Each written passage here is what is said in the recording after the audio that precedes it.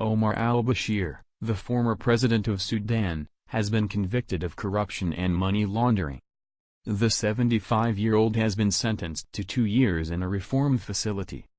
Al-Bashir is also wanted by the International Criminal Court (ICC), on charges of war crimes and genocide, linked to the bloody Darfur conflict, which began in 2003.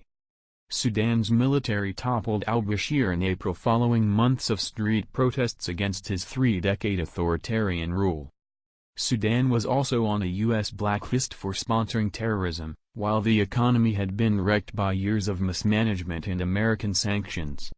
Al-Bashir was charged earlier this year with money laundering, after millions of U.S. dollars, euros and Sudanese pounds were seized in his home following his removal from office. Prior to the verdict being handed down, his supporters briefly disrupted the proceedings before being pushed out of the courtroom by security forces.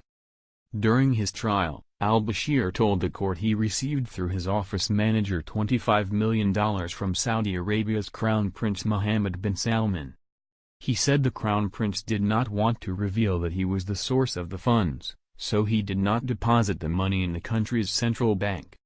He claimed the money was being used for donations and not for his own benefit. The corruption trial was separate from charges against al-Bashir over the killing of protesters during the civil uprising. Anti-government demonstrations first erupted last December over steep price rises and shortages, but soon developed into wider calls for the president to step down. Security forces responded with a violent crackdown that left dozens dead in the months prior to his ousting.